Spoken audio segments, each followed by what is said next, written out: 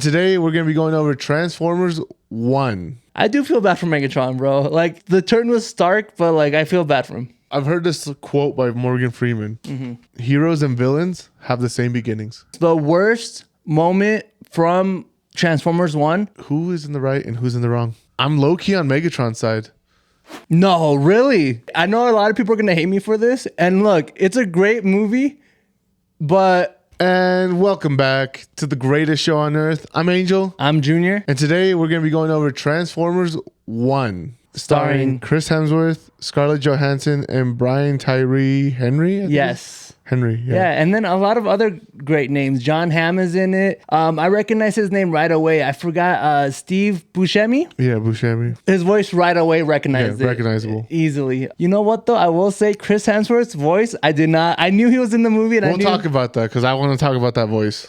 Okay. I want to talk about that voice. We'll get into the letter grades then. As always, we'll start with we're going to do a spoiler and non-spoiler review. So make sure you guys stay to the very end, at least until the spoiler-free review, because we're going to let you know if you guys should go watch this in the theaters, wait until streaming, or just never watch it at all. Yep.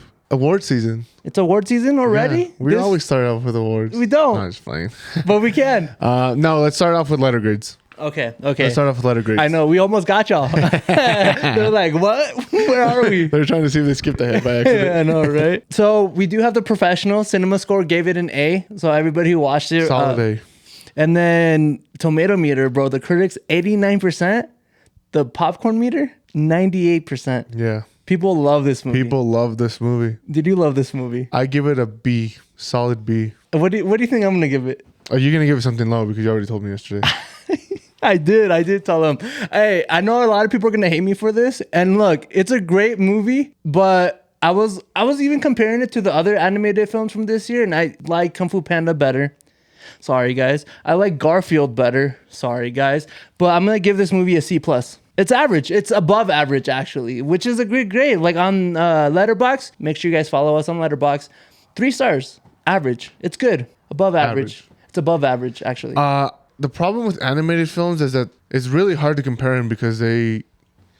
Like, what do you compare besides the animation? Well, no, I'm just... Like, they tell different stories. I'm like, for me, it's easier to compare genres. So, like... it's obviously, 100 times easier comparing genres. So that's why I couldn't compare it to Garfield or... Oh, I could, because it's a kid movie. Like at the end of the day, look, I don't want to say animation... Damn, what's the other animated movie you just saw? Kung Fu Panda? Kung Fu Panda. 4? I don't want to say animations for kids, because it's not. I love animated movies. I'm just saying that... We are seeing one next week, Wild Robot.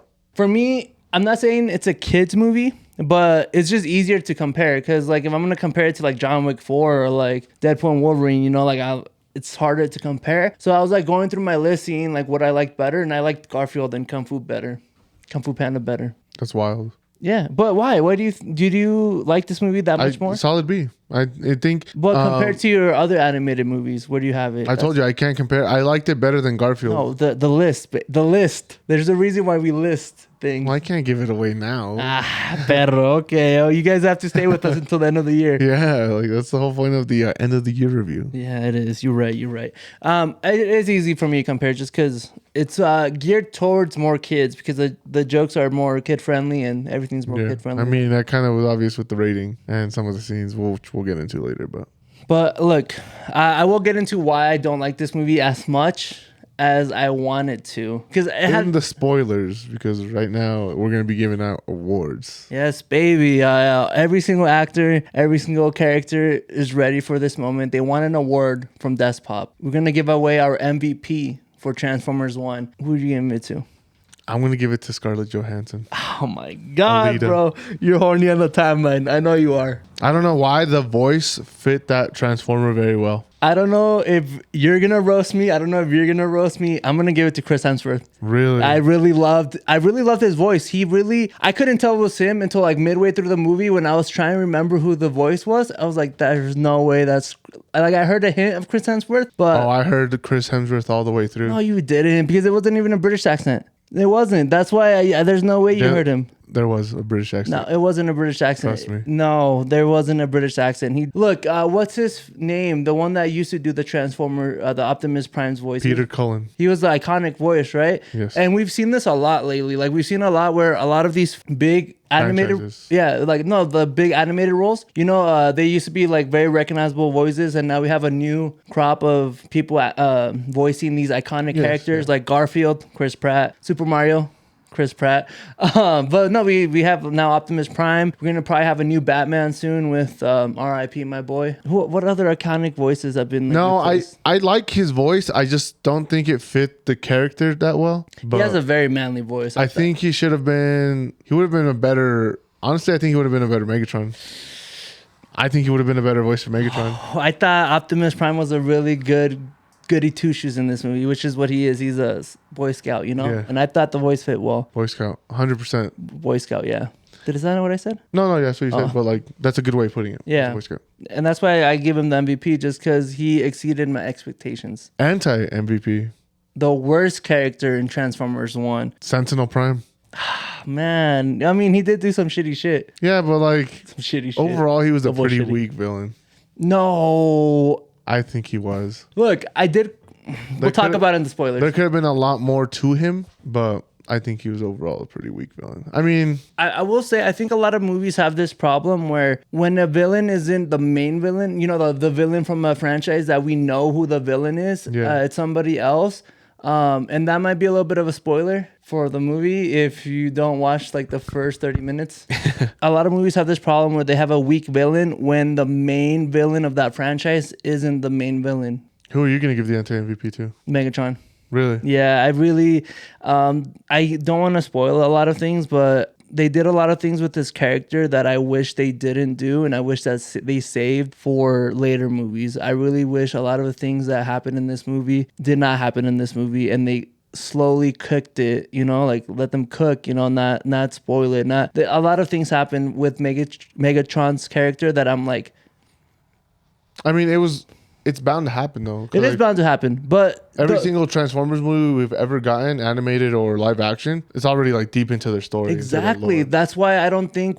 Like, I don't need to see that anymore, Like, let me see the beginning, very beginning. But I think they should have just slowly cooked it more and stretched it out multiple movies is what I'm saying. But you only get, you only have 3, so like. Yeah, so now this, we'll get into it. I don't want to spoil it, but I really do want to bring up why I didn't like Megatron's character in the spoiler. So make sure you guys stay to the very end. No horny on the timeline? I had Aunt A. I didn't really have anybody who was, I mean, robots in particular on the horniest. No, I don't give it to anybody. Yeah. Okay, great. That brings us to the theater experience. We went separate. I just got out of the theater actually, right before this recording. Oh, is this a first for us? No, I've done this a lot. Me and Daniel have. Where you guys come immediately after to record? Yeah. We usually do it the day after. No, there's been a couple times. I don't think so. Trust. I don't trust. Anyways, I watched it here in town. My theater was full of kids. Yeah, of course. It was full of kids, which is surprising for a Sunday night. That's when we're recording this, by the way. But overall, it was a pretty good theater experience. I was really scared when I walked in because I saw kids, and I was like, "Oh my god! Like, this is gonna be like horrible." Like, they're gonna be like, no, they were pretty like they were quiet the whole time, like just regular on a school night. That's what I'm saying, guys. Wild. Well, my theater experience, this is the first time I've ever made it to the theaters right as the movie was beginning. Tell me, the first scene was Optimus Prime looking for the files, right? Yes. Thank goodness. I was rushing from work because this is what I usually do. I usually go right after work, and sometimes the times are horrible. So it's either like 5:30-ish time where 8. Yeah. Yeah, or like 8 o'clock. Yeah. And I'm like, that's how this one was for whatever reason. So I get off at 5 and it's a 40-minute drive for me. So if I want to like make it, well, I think it was 5:15. So if I want to make it, like, I know the trailer's going to last like 30 minutes. So in my head, I was like, I think I can make the 5:15 movie. Like, at least make it for when the movie starts. Yeah. So I was rushing to get there. I got there. I'm like walking inside and I hear the music of the movie like kind of starting. So I'm like, I think it just started. And that's where I like landed, was when he was like looking for the files. Yeah. So I was like, hopefully I didn't miss anything important. I didn't. No. Thank God. Yeah, but it's been like that these past, like, for Speak No Evil, I had to wait an hour. So like I was just at the theaters for a minute, just minding my business. I get you. And it's hard because, I'm trying not to eat fast food, and they got like Dave's Hot Chicken and Smash Burger there, and I'm waiting for an hour, so I'm like, might as well. Might as well. Was your theater full? No, it wasn't as full as I thought it was going to be. I bought my ticket last minute too, and you can see the seats and all that. I could pick any seat I wanted, and I was comfortable. So, no, it wasn't that full. Nice. Kids? No kids? I don't think so. But usually Thursday nights are like kids are gonna wait for the weekend, like for you. Yeah. Well, I'm a little interested to see what the numbers are, the money, because it wasn't that packed for me. So we'll do a budget first. I know, baby. I was hoping you're gonna bring that up. What do you think the budget for this movie was? I won't set an over under because it's just you. It's kind of hard to... Dude, this is hard because they got some big names, dude. Chris Hemsworth, Scarlett Johansson, Steve Buscemi, Jon Hamm, Tyree... Keegan-Michael Key. Oh, yeah, Michael Key. I didn't even say his name. Yeah. He plays B1... Bumblebee. Yeah. B127. B127. Yeah, okay. Just so everybody knows, I'm going to be calling these characters the characters that I know them, because Optimus Prime was like Orion. Orion Pack. And then Megatron also had... D16. Yeah, so they had numbers, but I'm just going to call them what I know them as. We know them by. Yeah, so... the budget. Big names. I'm going to give it 25 million. 25 million. You are severely low. No. Don't tell me it's that much, bro. The movie's 75 million is the budget. Damn, though. Animated films are that much? 75 million. Bro, it's just because like the past couple movies have been pretty low, so I was like, these guys are under budget. They're doing but I mean, in their books, they're probably like, we were under 100 million. No, but it's an animated movie. I guess I know, but maybe I'm underestimating how much an animated movie Super costs. Mario was like 150. No, I know, but that's like, I was like trying to remember what Kung Fu Panda was, because I think that was also above It was 100. It was like 105. I thought that was 175. No. Maybe that was... It was like right over 100. Do you think it's mostly the actors? I don't know. I don't know how the budget and the money goes into animated movies, because there's no mopop or anything. No, you just... I mean... Like mocapping. Look, I don't want to say anything about animated people who do the job, because I don't know how hard it is. If you work in that industry, let us know down below in the comments. Where does that money get allocated to? Because that's a lot of money. That is. I mean, especially because we've been doing this for a while. Like, I know it's a lot of money for something. And that seems like, unless they were like, you know what, we're going to spend big money on Scarlett Johansson and Chris Hemsworth. Well, let's talk about money. Yeah, man. How much are they making this first weekend? So as of this recording, the movie's at 25 million even domestically, 14 million even internationally, for a grand total of 39 million worldwide. I mean, I think it'll make its money back. Opening weekend, which isn't bad. I feel like those are solid numbers. But like, you have to think that every weekend is pretty much going to get cut in half. Yes. So for it to reach like 75 million. Yes, it's right at about half, but that's still steep. Like if the budget was like even 60 million, like you would be like, oh, we have a realistic shot of... The one good thing about this movie though is I watch a lot of Dan with Charts, so I kind of know this. So family movies usually have better legs just because families aren't the first ones to go out. Yeah. They're not, they can wait an extra weekend. Well, not even that. It's just whenever they can go watch it. You know? It's harder to go with kids and all that. Like we can go whenever we want. Yeah. That's not to worry about scheduling it with first night, baby. So we'll see. We'll see how the money does. I'm pretty shocked that the trilogy is confirmed. I'm not going to lie to you. Do they think... Well, it's because it has great ratings, bro. People love this movie. And I understand why people love this movie, but like... It's surprising. Like, I like this movie, but even I'm surprised that... People love this movie. No, not even that. I'm surprised that they've already like... greenlit the trilogy. Like animated trilogy? Yes. So what about Transformers Rise of the Beast? Oh, this is just completely separate. I will say this, though. I think I like Transformers Rise of the Beast better than this one. Oh, 100%. Right, I do too. That's all we gotta say. I had it in my top 5 last year, I think. That's all we gotta say. Should people go watch this movie? I think I like this movie. I think people should wait and watch it at home. This is hard for me because Paramount Plus, if you got Paramount Plus, watch it in streaming. But I do think Dolby, the animation looked great. I will say one thing that I really loved about this movie, the animation looked chef kisses. It was amazing. And I've realized watching movies on Dolby is a much better experience than just watching it at my house or on a cell phone. And like, I get Martin Scorsese or whoever said that movies are not meant to be watched on the phone. I agree. Christopher Nolan said that. Oh, okay. I'm glad I'm out here like just throwing a director's name, hoping that something hits. No, but I like the more I watch movies in Dolby, the more I'm like, dude, this looks amazing. It's hard for me to now watch a movie on my phone. Oh yeah, you can't compare that. There's no comparison. No, that's what I'm saying. That's why I'm like, if you guys really love Transformers and you guys are like, unless you have like a legit setup at home, then you know. I think if you love Transformers, if you love the because I grew up on Transformers, bro. I had the Autobots, I had the toys, I had I had the toys when it's so funny because I always mix up the names because I don't know Bumblebee. I know Hotshot. Yeah. You know, I know, well, that's the only one. I think that's the only one they really changed. I grew up with this cartoon called Transformers Cybertron. No, I grew up with Transformers Armada. Oh, Isn't that the same one? Yeah, Armada's a prequel. Oh, Pretty sure Armada's a prequel. They go hand in hand. It's the same characters, right? Like the same like same characters, same voices, and mini-cons and all that. Yeah. Or okay, so I grew up with Transformers Armada, but I probably also watched that show. Hotshot was in that. Yeah, so Hotshot. Yeah, same boat. I grew up with Hotshot. So when they came out with Bumblebee, I was like, who's this guy? "That's not you. That's not you." They massacred my boy. Yeah, And it's like two completely different characters. But 7-year-old. Is it too different? I thought Hotshot and they're not completely different. Yeah. I thought they were supposed to be the same. Like no, they're not. Dude, you're lying. Transformers Last Night establishes that. What? The Mark Wahlberg movie. They're two different characters. Wait, was Hotshot in that movie? Yeah, he was the one with the French accent. No, they massacred my boy with the French accent. You know which one I'm talking about? No, I've never watched Age of Extinction. I'll pull it up real quick. It says Hot Rod on there. Yeah, I don't know why it says that. I don't think that's Hot Shot. Hot Rod, different. So the third one. Apparently there's a third one. I don't know, news, bro, but breaking news on Despop. There's a third one. I'm gonna make this into a TikTok. You guys let me know who you guys love more, Bumblebee or Hot Shot. Who did you guys grow up on? Because I thought they were the same person. Yeah, He's saying they're different ones, but apparently there's a third one too now. We'll make know. it a poll too, so make sure to vote on that, guys. Yeah, because that brings us to today's sponsor. Despop. That's us. Make sure to like, comment, subscribe.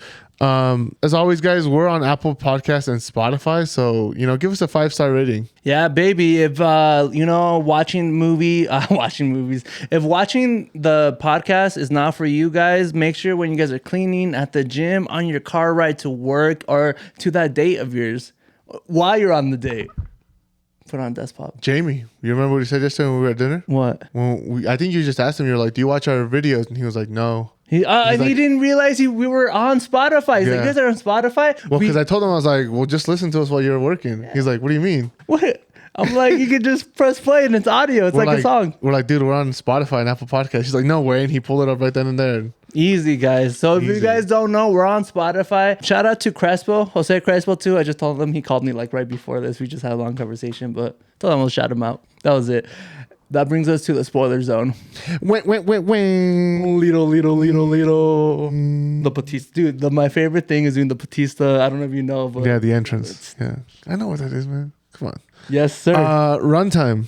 Let's talk about runtime. The pacing. The pacing. Look, The movie was an hour, 44 minutes. 104. An hour and 44 minutes. No, 104 minutes. Yeah. I'm just It's 104 minutes? Yes, because Okay, 60 minutes is... yes. Carry the 2. 60 minutes is an hour. 104 minutes. Yes. What do you think about the pacing? The pacing wasn't bad. I think what hurt this movie for me, I'm not going to lie, was the ending. The ending, thank you. I was like, please say the ending, please say the ending. I agree. The ending drags so much, bro. And I will start with this. The worst moment from Transformers 1, the worst thing about it is the ending drags so much. They didn't need that second fight. That's why I really hated Megatron's character development, because you already had the big fight with Sentinel Prime. You don't need another fight between Optimus and Megatron. Like, we don't need to see that. You can save that for another movie. The way that Megatron turned on Optimus and his eyes just turned red like that when they were best friends, bro, you could have slow cooked that into another movie, at least. Like, give us a more friendship where you see the dissension, But what did you hate about the ending? Yeah, the same thing. The last battle was too long. I get the final second battle, between Optimus and Megatron. Because it was just like, that's where their friendship like truly broke. Like, even when he shot him, he was still like, "Oh, I'm sorry. Like, why did you like get in my way?" Like, I feel like that first like fight between them was just kind of like, set some ground rules, and it's like, hey, we're not friends anymore. No. It could have been, but Yeah. Because Optimus, like, he could have killed him right there. Well, you brought it up earlier. You were like, we already know the lore. Oh, we already know like how this turns out. We know that they're enemies. We know that they're battling against each other.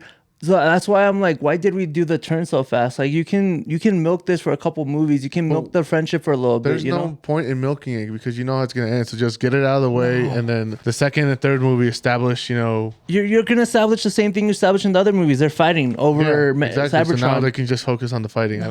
Dude. Their friendship is over. No, I'm saying that you could have slow cooked the friendship. Okay. Question before I forget: who is in the right and who's in the wrong? Well, obviously, Megatron. Like, dude, like legit. I'm not gonna lie. Yeah, and you can make this a TikTok if you want. I'm low key on Megatron's side.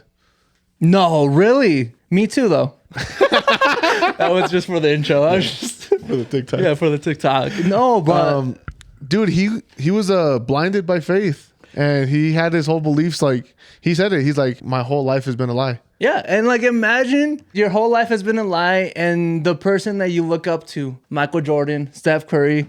LeBron James. Oh yes, we bring up sports, but like they're like a fraud, they're not the person that you thought they were, and now like you've been working your whole life too for this person, right? Yeah. Like mining and doing this shit, and you realize that the reason you can't transform is because of this person. You realize the reason you're working is because of this person, and you realize the reason why you're never gonna. Well, the reason your planet is dying as a whole. Yeah, it's because of this person. Everything was built on lies. Everything. You have to feel for Megatron I feel for him a lot. because he didn't start. So I've heard this quote by Morgan Freeman. Mm-hmm. Heroes and villains have the same beginnings. What was the same beginning? That the lie? No, like they're both just regular miners, just trying to get by, and it's just one thing that sets you off on a different course. They both just have different ways of achieving that goal, right? And the reason why I hated that they didn't slow cook was because they remind me of two other best friends turned into enemies that were still friends for a while in the franchise, Eric and Charles. I'm not saying that I felt like the turn in First Class wasn't as bad as this turn, and I felt like that turn was more like, oh, there's still hope for the friendship, kind of, but like he still, but like, like I don't know. I just wish they slow cooked the relationship more, bro. I just the Stark turn of when he turns like around and his eyes are red. I'm like, whoa. I like that whole scene actually. So when he turns, his eyes are red, but the scene as a whole gets darker. Yeah, but I really like that. We could have saved it, bro. We should have just saved it for the next movie. That's my biggest gripe with this movie is Enough to knock it down to a C. That's wild. No, it is because the ending matters to me. The ending in movies means so much to me, along with the plot twist. And let me tell you, the plot twist of Transformers 1, I got it right away. The moment that Sentinel Prime came down and we saw him, I'm like, I know who the villain is. I don't know. They made it pretty like obvious. Yeah, because there's not a lot of options. It's, it's not like Megatron's gonna be the main villain. I think that's also why I gave Sentinel my anti-MVP. Because it's like, I think they messed up in introducing the quintessence. They shouldn't have let us see him. Why? Because it's like, save that villain for a future film. Like the fact that I've already seen a quintessence, I know what they look like. I know what their goal is. Yeah. It should have been like Sentinel through and through the whole way. And at the end when he dies, it's like... this is why a biggest gripe with Transformers 1. I'm going to compare it to a movie. I want to see if you can figure out why. So Transformers 1 and Avatar Way of Water have the same problem. Do you know what that problem is?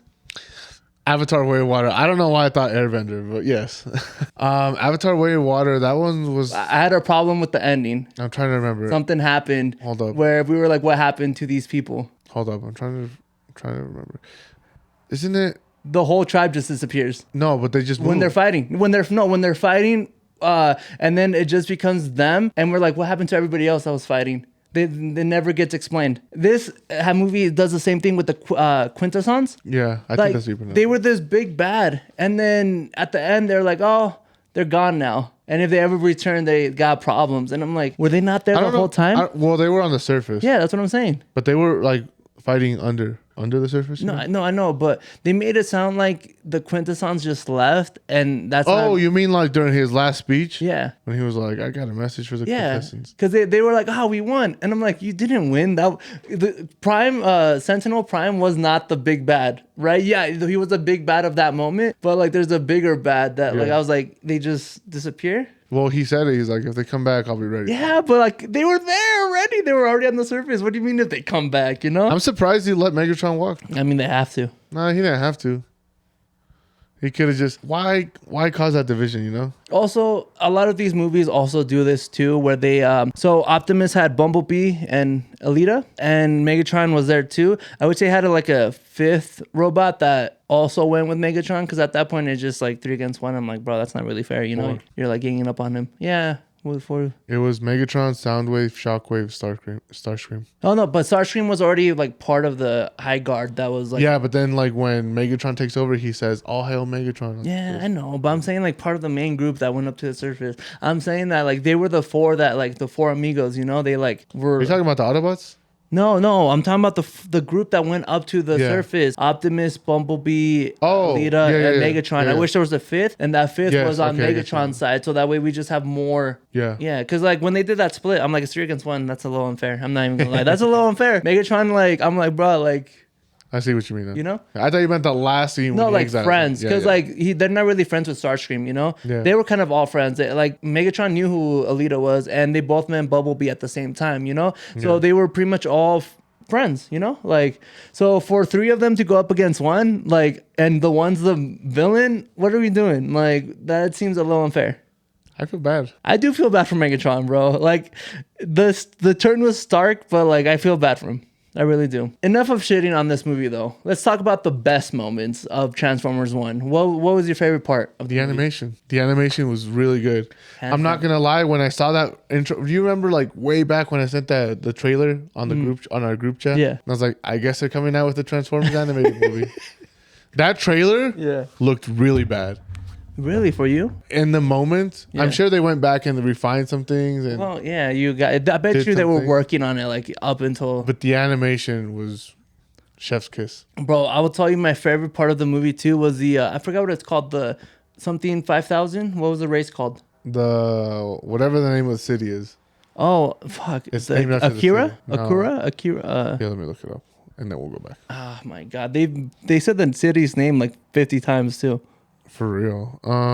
Let's see. I don't know if I'm gonna pronounce this right. Well, I know how to pronounce it. Just tell me. Iacon. The Icon 5000. Iacon. That's what I'm saying. So my favorite part from Transformers 1 was the Icon 5000 race. Everything about it just showed who Optimus Prime was and who Megatron was, and how they like just overcame so many things to just even be part of the race. And it was fun. It was just fun moment. I really enjoyed that moment. That was my favorite part. Is this all Optimus's fault? No, faults, bro. Look, bro. At the end of the day, for all Optimus' faults and everything, he was the one that like figured everything out. Like, kind of did ruin Megatron's life. No. He was just a miner, and then he was like, "Hey, let's do this. Let's do that." This brings up a philosophical question: is it better to be ignorant or like knowledge? Like, what's better? You know, do you want to know if your life is shit, or would you rather just live life as a miner? Well, how do you know your life is or how do you know you're ignorant if you don't ever like? Yeah, exactly. So how do you know? Like obviously we were thinking like outside that sense, so we know we're not. What if our life's a lie? What if this isn't real? I don't know. What if you're Truman on the Truman Show and see, but you're already questioning it. Like Megatron never questioned that, so. Yeah, but like, there's no reason to question it. Just like us, we have no reason to question anything. We are exactly. That's why Megatron was like, "Dude, just let me do my mining. If I die, I die." Yeah, he did say that for a moment. He was like, "You motherfucker! Yeah. I could have just been chilling, and now we're here with Bumblebee's ass." Yeah, I remember that. Also, a funny ass joke whenever Bumblebee was like, "My name's B127 or whatever." You can call me Badassatron. But it's pronounced Badassatron or whatever. And I was like, this guy. Well, like a super robotic voice. No knee slappers. No, that was a knee slapper for me. I know, but there's not a lot of knee slappers. Maybe like 1, 2. I think it's because it was like a lot of kid jokes. It was. I put that in my notes too. A lot of kid jokes, which was good. I laughed at the kid jokes. I'm not gonna lie. That did, but they're not knee slappers. Knee slappers, like, you know, it gets me like holding my laugh in. Yeah, I'm not trying to disturb the movie. The piece. Yeah. No, dude, I'm that person. I will be the person that disturbs the piece. There's a joke, and I'm like, ha! Got him. Got him. Yeah, it's just who I am. I love those type of jokes, but I enjoyed that's a memorable joke. I can't think of another memorable joke at the moment, but Bumblebee had a lot of good jokes. I think Keegan fit that voice really well. The childish who Michael Michael Key Michael Keegan-Michael Key. Yes. It's because there's two keys at the end and the beginning, so kind of messes you up. I think he fit that voice really well. He did. Do you have anything else? Yeah, let's talk sequels. Like I said, I really do wish they kind of slow cooked this movie, but they're not. So obviously, what's the second movie about? I think the second movie is just them fighting On Cybertron? on Cybertron. I'll call it right now. Their trilogy is gonna end with them leaving. To Earth? Yeah. I really hope this happens because this happened. I brought up the parallels, Charles and Eric, and I hope they come back together to work for the better of Cybertron, even if it's just against the Quintessons. And they're like, look, bro, we're down bad. Let's join forces for right now. And, and then the third movie, then they can battle it out, because I think you just have so much. You can't just have them fight second and third movie, You need that villain before you make Megatron the ultimate, bad guy in the third movie. So with Charles and Eric, live action, you see the body language, you see the facial expressions. So it's easy to see those kinds of things where it's like, I don't know, those red eyes were pretty noticeable. When Charles and Eric were ever on screen together. Talking about Megatron's red eyes. Like you can see, it's easy to pick up on cues. Yeah. It's harder on an animated film, so we'll see how that dynamic between them plays. Because it's definitely not the last time they're going to see each other. No, I mean, obviously, bro. What? Within this trilogy. Could you imagine the second movie, they just don't ever see each other? Yeah. They don't ever run into each other? Like, fuck that. Oh, what did you, the Easter egg of the Decepticon? The what, the sticker? Yeah, what did you think of that? That's pretty cool. That it wasn't an actual bad thing to begin with? No. Yeah, I agree. I was thinking about this when I saw that, and I was like, a lot of symbols that now we associate with bad things didn't start off bad. No. But the only reason why they're bad is because they're associated with that bad person. I mean, we can think about the main one, the main bad, thing, but other things. You know what too. comes to mind? What? Caesar's symbol. What's Caesar's symbol? Oh, the window. The window. I was thinking about actual the Holocaust kind of thing. That's what I was leaning towards, but because swastika wasn't always bad, right? It used to mean something else. My history's wrong. If I'm wrong, guys, put me in the comments below, and you guys can drag me because my history might be off. I don't know. I can't comment on that one. Yeah, I can't. I thought I heard something, but who knows? I just want to bring that up because I thought it was really cool that the Decepticon symbol was actually his favorite. Prime, yeah, which is cool. They talk about them like basketball stars or athletes. They're like, yeah, that guy, my favorite. He was great. He's my hero, man. that's my hero, man. Which makes you think where's the Autobot symbol come from? Damn, I hope they bring that up in the. Because we never saw it where it came from. Also, I hated the way he was like, now we're the Decepticons, because he was so mad about being decepted. Oh, at the very end credit. Yeah. Do you think he did that just to take the name the term back? I think he was like, I'm no longer ever gonna be. Well, he pretty much says it, but I don't know. I was always throughout the whole movie, I was like, how are they gonna bring this around to Decepticons? Because he's pissed about being deceived, And I'm like, what are we doing? I think that's literally just where it comes from. Yeah, I don't know. Next week we do have another animated film I'm pretty excited for. The Wild Robot. A Paramount picture, or not a... It's not Paramount. Paramount DreamWorks. DreamWorks. I was going to be back-to-back weeks, Paramount. DreamWorks. I like DreamWorks. I have it. I think when we did Kung Fu Panda, I had it ranked second for animated studios of all time. So you're excited for this movie? I'm excited for this movie. I've heard good things. Hey, let us know in the comments below if you're excited for this movie and we're going to go watch it in theaters. But that wraps up our review of Transformers 1. Let us know down below in the comments. Are you going to watch it in theaters? Are you going to watch it at home? Or are you just going to skip out on this movie entirely? We'll see you guys next time. Adios.